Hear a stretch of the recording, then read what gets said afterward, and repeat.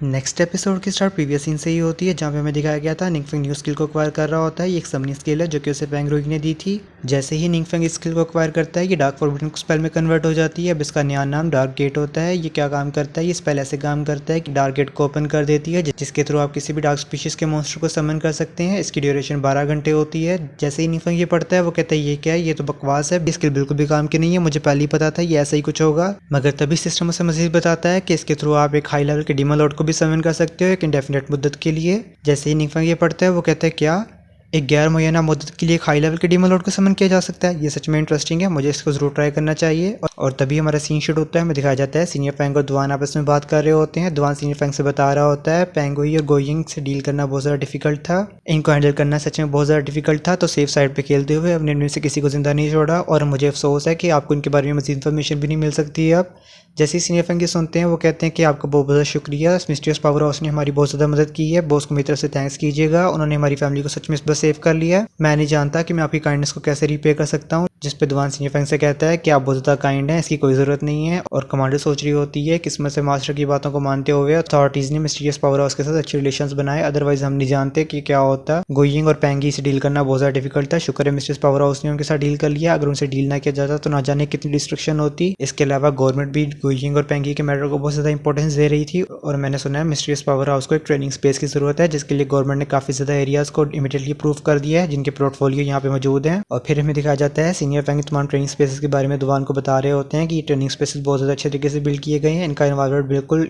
Boss की requirements के साथ फिट करता है। जिसे सुनने के बाद दुआन सोच रहा होता है कि बॉस का ट्रेनिंग स्पेस से मुराद ये था कि वो अपने मेथड्स को छुपाते हुए दूसरों को अपने मेथड सिखा सकें।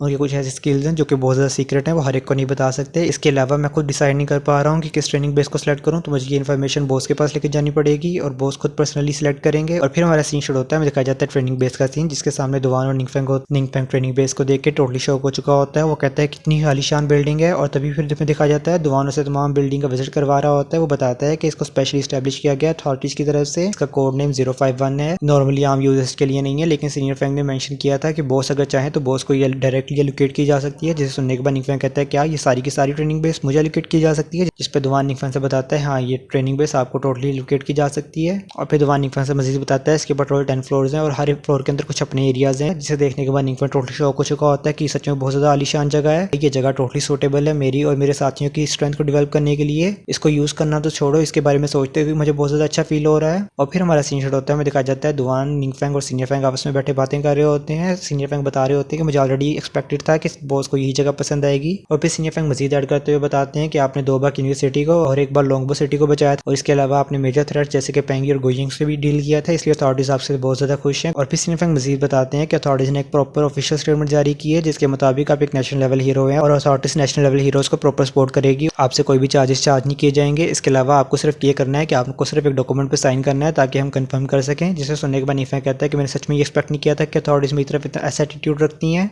और फिर दुआन सीनियर फैंग से बताता है कि बॉस को इन मामलों में पढ़ना बिल्कुल भी पसंद नहीं है, वो इन मामलों से टोटली दूर रहते हैं, जिसकी वजह से मैं और निंगफेंग इस मामलों को डील करेंगे। और फिर सीनियर फैंग दुआन से कहते हैं कि अगर मिस्टीरियस पावर हाउस का गिल्ड फॉर्म करने का कोई इरादा है तो मैं उनको असिस्ट कर सकता हूँ, मैं टोटल सपोर्ट दिखाऊंगा। जिस पे दुआन कहते हैं कि नहीं ऐसा कुछ नहीं है, आपको तो पता ही होगा कि बॉस को टेंशन का इतना ज़्यादा शौक नहीं है, वो टेंशन सीकर नहीं है। और अब अगर आपने ये बात कर ही दी है तो क्या इन्फॉर्मेशन हासिल करने के लिए गिल्ड फॉर्म करना लाजमी है, क्योंकि आपको तो पता ही है बॉस इंटरनेट जैसी चीज़ों की टोटली अडेप्ट नहीं है। जिस पर सीनियर फैंग कहते हैं कि हाँ, ये टोटली अंडरस्टैंडेबल है कि नेशनल लेवल पावर हाउस को इन्फॉर्मेशन की ज़रूरत होगी और वो इन चीज़ों में पढ़ना बिल्कुल भी पसंद नहीं करेंगे, लेकिन हाँ, हमारी मैनेजमेंट ब्यूरो आपको कुछ इन्फॉर्मेशन प्रोवाइड कर सकती है, हम आपको कुछ डेडिकेटेड इन्फॉर्मेशन प्रोवाइड कर सकते हैं एक सिंक्रोनाइज्ड चैनल के थ्रू, लेकिन हाँ, कुछ हाईली क्लासीफाइड इन्फॉर्मेशन होगी वो हमें आपसे हाइड करना होगी। जिस पर दुआन कहता है कोई मसला नहीं है, सच में ये हमारे लिए बहुत ज़्यादा बड़ी हेल्प होगी। और फिर निंगफेंग सोचता है कि मेरे और दुआन की इन्फॉर्मेशन गैदर करने के तरीकों को देखा जाए तो ब्यूरो के तरीके बहुत ज़्यादा बेहतर होंगे, ब्यूरो के इस चैनल के थ्रू हमें मजीद इन्फॉर्मेशन मिल सकेगी। लेकिन हाँ, मैं एक ही चैनल पर रिलाई नहीं करूँगा, फ्यूचर के अंदर मैं काफ़ी ज़्यादा चैनल्स बनाऊंगा ताकि मुझे एक ही सोर्स के ऊपर रिलाई ना करना पड़े। और जहाँ तक रहेगी बात गिल्ड फॉर्म करने की, तो मैं मैनेजमेंट के मामलों में बिल्कुल नहीं पढ़ना चाहता, और इसके अलावा मेरे पास बहुत ज़्यादा रिसोर्सेज हैं, तो क्यों ना मैं इस बेस को एक नए मॉडल में ट्रांसफॉर्म करूँ।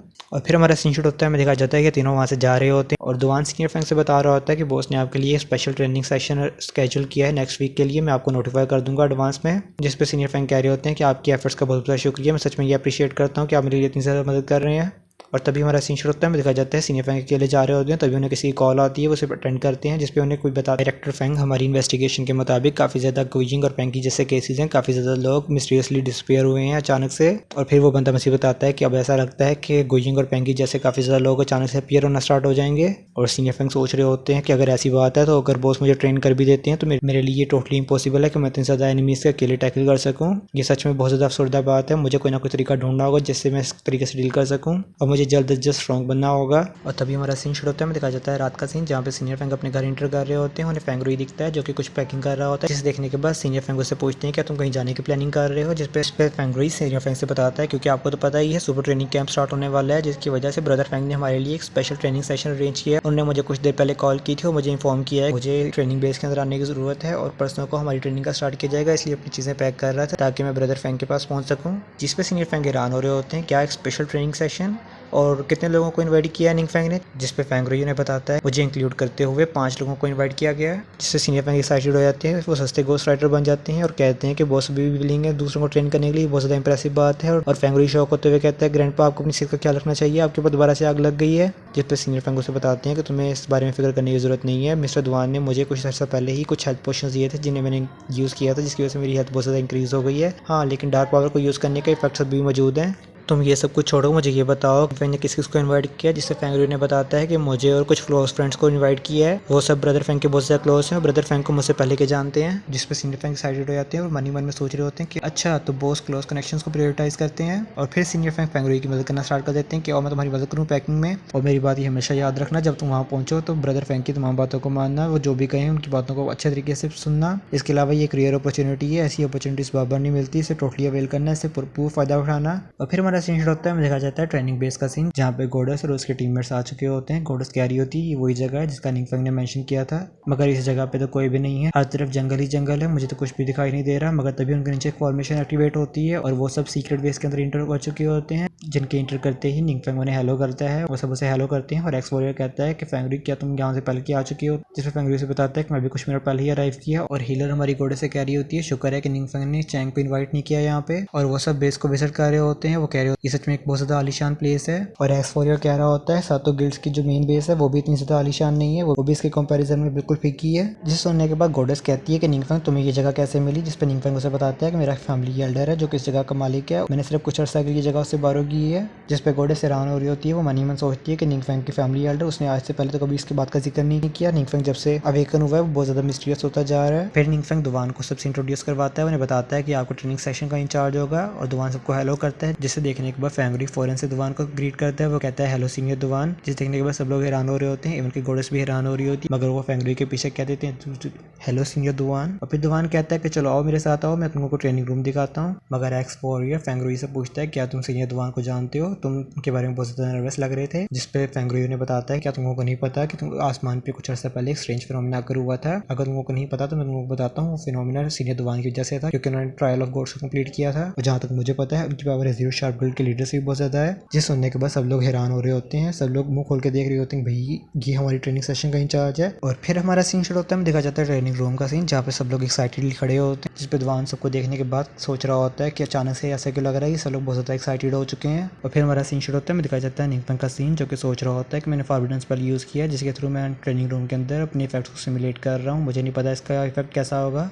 और जहाँ तक बात रह गई है गिल्ड बनाने की, तो मैं उसके हक में बिल्कुल भी नहीं हूँ। मैं गिल्ड बनाने से बेहतर कुछ पावरफुल इंडिविजुअल्स को कल्टीवेट कराना स्टार्ट करूँगा। देखने में ऐसा लग सकता है बिना गिल्ड के इनकी कोई रिस्ट्रिक्शन नहीं होगी, लेकिन जो रिसोर्सेज और जो पावर मेरे हाथ में है और कुछ ट्रस्टवर्थी मेंबर्स को सेलेक्ट करने के बाद मैं एक अलायंस क्रिएट कर सकता हूँ जो कि गिल्ड से हज़ारों गुना बेहतर होगी। और फिर हमारा सीन शुरू होता है, हमें दिखाया जाता है ट्रेनिंग सेशन का सीन, जहाँ पे हमारी गोडेस ट्रेनिंग ले रही होती है, उसकी वीकनेसेस पे अटैक हो रहा होता है, जिसे देखने के बाद गोडेस कह रही होती है यहाँ पे जो एटमॉस्फेयर है बहुत ज़्यादा ऑप्रेसिव है, ये बिल्कुल ऐसा लग रहा है जैसे रियलिटी में हम किसी के साथ फाइट कर रहे हैं। अगर ये ट्रेनिंग के लिए ना होता या किसी को असॉल्ट करने के लिए होता तो ये किसी भी स्पिरिट को ब्रेक कर सकता था, कोई भी इसके आगे अपनी लड़ने की स्पिरिट को खो सकता था। और देखा जाए निंग फैंग जो कितना स्ट्रॉन्ग हो चुका है, क्या इसका मतलब ये है कि निंग फैंग भी इसी ट्रेनिंग के थ्रू गुजरा है, ये सच में बहुत ज़्यादा ब्रूटल ट्रेनिंग है। मैं अंदाज़ा भी नहीं लगा सकती कि निंगफेंग कितना स्ट्रॉन्ग कैसे हो गया। और फिर हमें दिखाया जाता है एक्स वॉरियर और हीलर का सीन, जो कि सेम सोच रहे होते हैं और कह रहे होते हैं हम लोग सुपरनोवा लिस्ट के अंदर बिल्कुल भी नहीं है, लेकिन हमने कभी नहीं सोचा था जिंदगी में कि हम किसी के टैलेंट को सरपास कर सकेंगे। मगर निंगफेंग ने हमें एक उम्मीद दी, हम इसे बिल्कुल भी ज़ाया नहीं करेंगे। और वहीं पे फेंगरुई जो कि सोच रहा होता है मैं भी अपने ग्रैंडपा की प्रोटेक्शन पर रिलाई नहीं कर सकता, मैं भी दूसरों को प्रोटेक्ट करना चाहता हूँ, मैं खुद में कुछ बनना चाहता हूँ, मैं इतना स्ट्रॉन्ग होना चाहता हूँ कि मैं दूसरों को प्रोटेक्ट कर सकूँ। इन सब की ट्रेनिंग को देखते हुए निंगफेंग बहुत ज़्यादा खुश हो रहा होता है। वो कहता है कि सबकी परफॉर्मेंस बहुत ज़्यादा इंप्रेसिव है, मैंने सोचा भी नहीं था कि इतने कम अर्से के अंदर ये सब लोग कितना अच्छे तरीके से ट्रेन कर सकेंगे। और फिर हमारा सीन शुरू होता है, दिखाया जाता है सब लोग ट्रेन करके बहुत ज़्यादा थक चुके होते हैं और सब लोग एक साथ आके बैठ चुके होते हैं, ट्रेनिंग करने के बाद बहुत ज़्यादा थक चुके होते हैं। और फिर हमें दिखाया जाता है हमारी हीलर का, जिसका रियल नेम शाओतेंग है, लेकिन हम इसे हीलर ही कहेंगे, जो कि बहुत ज़्यादा उदास दिख रही होती है। जिसे देखने के बाद निंगफेंग पूछता है शाओतेंग तुम्हें क्या हुआ है, जिसपे हमारी गोडेस बताती है कि शाओतेंग आजकल बहुत ज़्यादा प्रेशर में है, क्योंकि हमारे स्कूल के पास बहुत ज़्यादा एंट्रीज हैं सुपरनोवा लिस्ट के अंदर, जिसकी वजह से हमें बहुत ज़्यादा क्रिटिसिज्म फेस करना पड़ रहा है। ऑनलाइन प्लेटफॉर्म्स के ऊपर लोग हमारे पर बहुत ज़्यादा तनकीद कर रहे हैं। जिस पर निंगफेंग कहता है क्या ऐसी भी कोई चीज़ है, कहाँ पे मुझे दिखाओ जरा। और फिर निंगफेंग देखता है, जिसपे गोडेस बताती है कि ये देखो। और फिर हमें दिखाया जाता है काफ़ी ज़्यादा लोग उन्हें ट्रोल कर रहे होते हैं, उनके ऊपर क्रिटिसिज्म कर रहे होते हैं, वो उनके बारे में तरह तरह की बातें कर रहे होते हैं। मगर देखा जाए तो वहाँ पे एक अकाउंट ऐसा भी होता है जो उनको हर बात में डिपेंड कर रहा होता है, और ये कोई और नहीं होता बल्कि हमारी चैंग होती है, जो कि उनको डिफेंड कर रही होती है, हर बात में डिफेंड कर रही होती है। जिस पर निंगफेंग कहता है कि ये तो चैंग है जो कि हमें बहुत ज़्यादा डिफेंड कर रही है, इतनी अच्छी है, मैं तो सोचा भी नहीं था। और गोडेस भी कहती है कि हाँ मैंने भी एक्सपेक्ट नहीं किया था कि हमारे लिए स्टैंड अप करेगी और ये हमें इतना डिफेंड करेगी। और तभी हमारी हीलर कहती है तुम लोग कमेंट को रीड करना बंद करो, मुझे इतना ज़्यादा फील ना करवाओ। उसके बाद वो कहती है कि जब मैं पहली बार ट्रेनिंग कैंप पे आई थी तो मैं बहुत ज़्यादा नर्वस थी कि मैं कहीं बॉस को एम्बैरेस ना कर दूं, मगर अब स्पेशल ट्रेनिंग की बदौलत मैं बिल्कुल भी नर्वस नहीं हूँ, ये आंसू खुशी के आंसू हैं। और निंगफेंग भी हंसते हुए कहता है कि तुम सब लोग अपनी ट्रेनिंग पे फोकस करो, इन फजूल बातों पे गौर ना करो, और कुछ दिनों में मेरे पास उनको के लिए कुछ गिफ्ट्स होंगे। जिस पे गोडेस कहती है क्या गिफ्ट्स, कौन से गिफ्ट्स, कैसे गिफ्ट्स, किसके लिए गिफ्ट्स।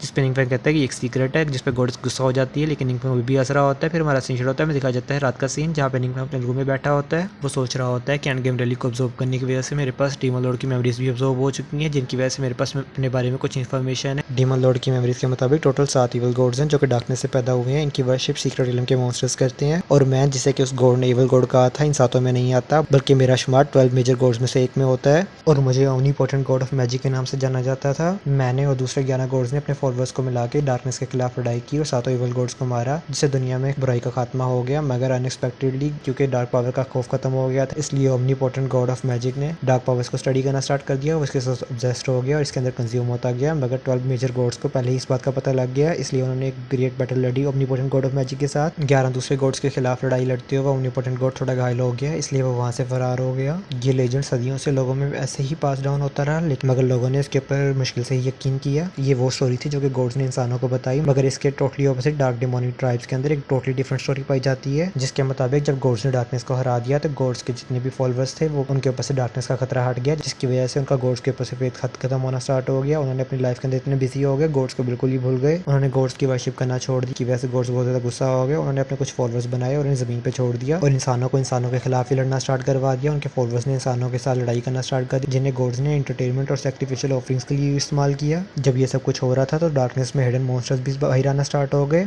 गॉड्स के अप्रूवल से सीक्रेट रिलम्स ने जन्म लिया। जब ये सब कुछ हो रहा था तो सिर्फ एक ही गॉड था जो कि ओमनीपोटेंट गॉड ऑफ मैजिक, उसने अपने आप को इन सबसे दूर रखा और उन्होंने इस मामले में बिल्कुल भी मेडल नहीं किया, उसने इन घटिया गेमों के अंदर बिल्कुल भी हिस्सा नहीं लिया। मगर जब एक दिन ये लड़ाई उसके फॉलोअर्स तक पहुंची तो ओमनीपोटेंट गॉड ऑफ मैजिक के जितने भी फॉलोअर्स थे उन सबको स्लॉटर कर दिया गया, उनको बिल्कुल भी ना छोड़ा गया। वो सब मारे गए क्योंकि उनके पास डिफेंस की कमी थी। जैसे ये सब कुछ हुआ तो ओमनीपोटेंट गॉड बहुत ज्यादा गुस्सा हो गया, उसने तमाम गॉड से डिमांड की कि वो इस मीनिंगफुल लड़ाई को बिल्कुल रोक दे, मगर गॉड ने उसका मजाक बनाया, जिसकी वजह से गॉड्स और ओमनीपोटेंट गॉड के दरमियान बहुत ज्यादा लड़ाई हुई और इसके नतीजे में 2 गॉड्स मारे गए और 6 जख्मी हो गए। उसे भी आखिरकार रिट्रीट करना पड़ा और किसी को भी नहीं पता और उसके बाद कहाँ पे गया। ह्यूमर्स तो ये कहते हैं कि वो किसी एक ऐसे रिलम में इंटर कर गया जहाँ पे ना डार्कनेस थी ना ही लाइट थी। गॉड्स को ये डर था कि कहीं पे वो दोबारा वापस ना आ जाए, इसलिए उन्होंने उसकी रेपुटेशन को बहुत ज्यादा खराब कर दिया। लोगों के दिमागों में उसकी रेपुटेशन को इतना गंदा कर दिया कि लोग उसे इवल गॉड समझने लग गए और गॉड्स यहीं पे भी ना रुके, उन्होंने उसके बारे में डेस्परेटली सर्च करना स्टार्ट कर दिया, मगर उन्हें कभी भी उनके नामो निशान ना मिला। और फिर हमारा सीन शूट होता है, दिखाया जाता है निंगफेंग का सीन जो कि एक सीक्रेट रिलम में बुल मॉन्स्टर्स के खिलाफ लड़ाई कर रहा होता है, उनसे एक्सपीरियंस पॉइंट गेन कर रहा होता है। और फिर निंगफेंग बताता है कि इन बॉसेस से उसे अच्छा खासा एक्सपीरियंस मिल रहा है और इन मॉन्स्टर्स के लिए यहाँ पे हाई लेवल की आइटम्स को ड्रॉप करने के चांसेस भी बहुत ज़्यादा हाई हैं। और तभी वहाँ पे सीक्रेट रिलम का बॉस आ जाता है, जिसके ऊपर निंगफेंग अपनी स्वार्ड का एक स्लैश लगाता है, मगर उसकी स्वार्ड ही टूट जाती है,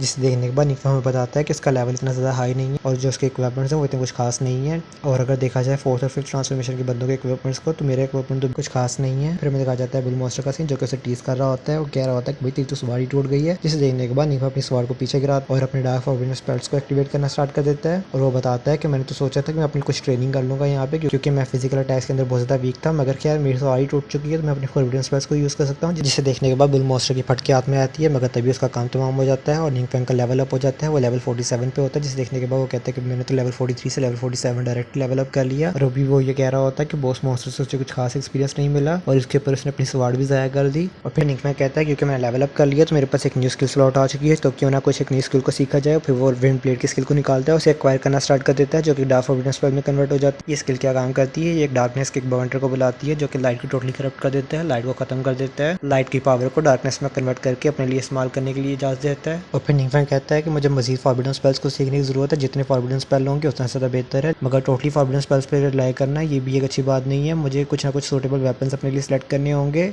मैं अपने दम पे एक बॉस मॉन्स्टर को भी नहीं मार सकता, तो गॉड से फाइट करना तो दूर की बात है। और फिर निंगफेंग सोचता है कि अब टाइम है मुझे अपने लिए कुछ न्यू वेपन्स बाय करने चाहिए, और कहता है कि चलो नियर बाय सिटी में चलते हैं और वहाँ से अपने लिए कुछ वेपन्स परचेज करते हैं। और फिर हमारा सीन शुरू होता है, दिखाया जाता है ट्रेडिंग सेंटर का सीन, जहाँ पे एक असिस्टेंट निंगफेंग को हाई क्वालिटी की स्वार्ड्स दिखा रही होती हैं। ये सब ऑरेंज लेवल की स्वार्ड्स होती हैं, जिसे देखने के बाद, जिसे सुनने के बाद निंगफेंग कहते हैं क्या सिर्फ 7 स्वार्ड्स ही हैं। चलो खैर जो भी है, मुझे ये सब की सब बाय करनी है, मुझे बताओ कि इन सब की क्या कीमत है, मैं सबको परचेज करूंगा। जिसे सुनने के बाद वो असिस्टेंट हैरान हो जाती है। वो क्या कहती है, क्या ये बंदा कौन है, ये बहुत ज़्यादा यंग है, इवन के इसके पास सुप्रीम ब्लैक कार्ड भी है यूनचेंग ट्रेडिंग सेंटर का। ये बंदा कौन है, इसने के साथों ऑरेंज क्वालिटी की स्वार्ड्स बाय कर ली हैं। मैंने इवन के स्काई वार्ड जो कि सुप्रीम स्वार्ड है टॉप टीयर की, वो भी दिखाई है, मगर इसने उसे सिर्फ ऐसे देखा जैसे ग्रीन क्वालिटी इक्विपमेंट को देख रहा हो। और तभी दरवाजे के ऊपर नॉक नॉक होती है, जिसे सुनने के बाद असिस्टेंट कहती है प्लीज़ कम इन। और तभी हमें पता लगता है ये असिस्टेंट कोई और नहीं बल्कि इस ट्रेडिंग सेंटर की मैनेजर है। असिस्टेंट आती है और बताती है कि मैनेजर यहाँ पे गेस्ट हैं जिनके लिए मुझे आपकी ज़रूरत होगी, जिस पर मैनेजर से कहती है मैं एक वीआईपी गेस्ट के साथ डील कर रही हूँ। तो इस मैटर को बाद में देख वो असिस्टेंट जाती है और बाहर जो यंग मास्टर आए होते हैं उन्हें बताती है कि मैनेजर एक वीआईपी कस्टमर के साथ डील कर रही है, तो वो आपको बाद में देखेंगे। जिस पर वो कहता है कि मेरे पास भी सुप्रीम ब्लैक कार्ड है, तो उसे प्रायोरिटी क्यों मिल रही है, क्या तुम्हें लगता है कि हमारी गो फैमिली इतना डिजर्व नहीं करती, क्या तुम्हें लगता है हमारी गो फैमिली ने ट्रेडिंग सेंटर के लिए कुछ नहीं किया। और तभी वो उस रूम में एंटर करना स्टार्ट कर देते हैं जहाँ पे निंगफेंग और मैनेजर आपस में डील कर रहे होते हैं, जिसे देखने को मैनेजर कहती है